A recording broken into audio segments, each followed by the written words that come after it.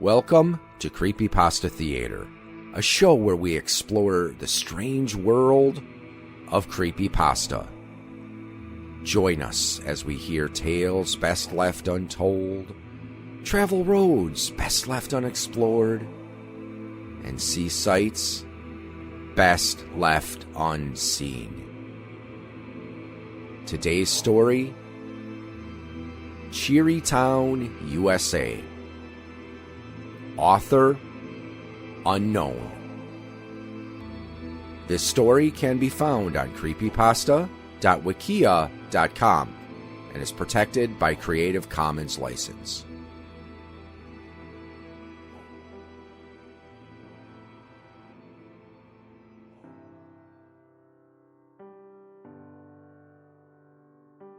It was about a year ago that my family and I took a vacation up north to the Catskill Mountains. At least, that's where we were headed. We packed up the old station wagon and left our home in Philadelphia. My dad had planned the trip because he wanted to get away from the city and experience nature. It wasn't a pleasant ride, and being cooped up in the back seat with my brother made it even worse. We found an amazing amount of subjects about which to argue in the few hours we had been on the road. Dad threatened to pull the car over or turn around and drive home several times. I didn't care because I didn't want to go on that stupid trip anyway. Unfortunately, his threats were nullified when the old Heat broke down a few miles outside of Scranton. We were off the main highway in a wireless signal dead zone, and we were unable to flag down any passing motorists for assistance. Eventually, we decided to head for a town about half a mile up the road. My brother and I protested having to walk, but quickly agreed after considering that the alternative was just staying in the car while our parents went. It was a small town full of two-story houses with white picket fences. I remember seeing a lot of vintage cars in the driveways as we walked. A man waved at us as we walked past and said, "Howdy, strangers," in a vaguely southern accent. Looking back, everyone in that town had a bit of a southern draw, despite it being located in northern Pennsylvania. Eventually, we came across a diner near a gas station. The sun was setting, so we decided to stop to eat before asking for help with the car. The restaurant was cool in a retro sort of way. The waitresses wore paper hats and poodle skirts that looked like they came straight out of the 50s. They also had a jukebox playing old music. I remember hearing the songs Mr. Sandman by the Chordettes and All I Have to Do Is Dream by the Everly Brothers. Even the menu consisted of food that would have been popular around that time period. The whole experience felt like time traveling in a sci-fi movie. After dinner, we went to the gas station to ask about getting the car towed. They said the truck was out on another job, but would be back by morning. In the meantime, we had to find a place to spend the night. Thankfully, there was a bed and breakfast in town, which seemed rather cheery. Like the restaurant, it also seemed to be straight out of the 1950s. It was run by a married couple that appeared to be constantly smiling. The husband wore a bow tie and sweater vest, and the wife wore a dress and spent nearly the entire time in the kitchen. There was even a baked cherry pie sitting in the window. When my dad was getting us checked in for the night, I overheard him talking with the guy about what happened to our car. He responded with phrases like, "Golly, that's a pickle," and "Gee whiz, I wish I could help you, mister." Something about him just seemed off. And the same went for everyone in the town. They all just seemed too nice? I guess, of course there's nothing wrong with being nice, but it just didn't come off as genuine.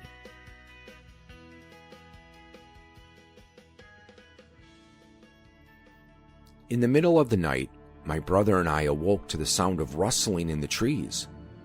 We were both pretty light sleepers, but the strange nature of the town made us even more on edge. To investigate, we peered out the window and saw tall, slender figures moving through the trees about a block away.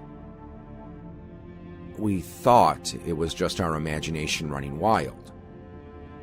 But then, they came closer, and we could see their eyes glowing red in the dim moonlight, their wolf-like snouts dripping wet, and their mouths full of long, sharp fangs. There were about 5 of them we could see. We wanted to wake up our parents and run for our lives, but we knew they wouldn't believe us enough to look. We had to do something, though because we looked at the beasts, we could tell they saw us. We ran out of the bed and breakfast as fast as we could, away from the monsters. We ran into the sheriff, who exclaimed, "Goodness, kids, you gave me a fright. What are you doing out here so darn late?" The truth wasn't the most plausible explanation, but it was all we could think of in our terror. He said, Now, don't you go spinning yarns on me. Let's get you back to your folks." He walked us back into town, but before I knew it, my brother had disappeared. I started freaking out, but the sheriff kept insisting that we would be fine, and he probably just wandered off. This did nothing to dissuade my fear. He told me to wait in the bed and breakfast while he went to look for him. I only pretended to comply until he was out of sight. I ran right back to where we first ran into the sheriff. Wandering around, I called out his name, but there was no response. After several minutes, I turned around to go back, and the sheriff was standing there with an angry look on his face. I began to back away, and he said, "I told you to stay put. You should have listened." His head began tilting left and right, his neck making a terrible cracking noise each time. He reached into his mouth with both hands and began tearing the flesh from his skull. I was frozen in fear just long enough to see his skin fall to the ground like a rubber suit. Underneath, he was one of the creatures. I honestly don't know what happened after that. The next thing I remember, it was morning and my parents had learned of my brother's disappearance. They started a search party led by the sheriff, and I knew they wouldn't find anything.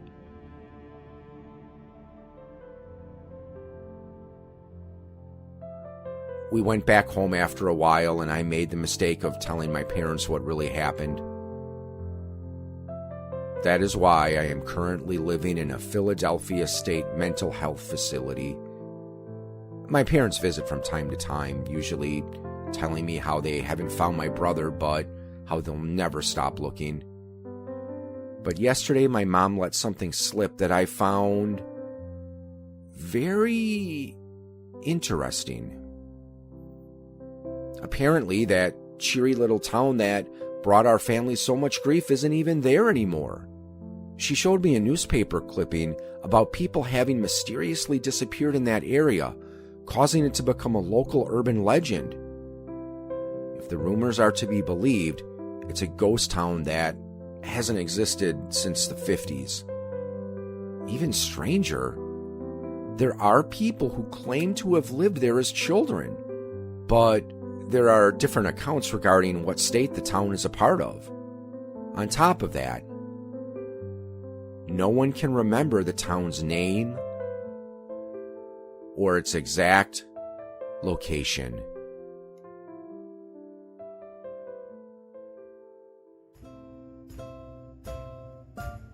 You have been listening to a presentation of Point of Insanity Game Studio. Visit us on the web at www.poigamestudio.com Follow me on most social media sites at POI Game Studio, and check out my music channel on YouTube at Al Seeger Music.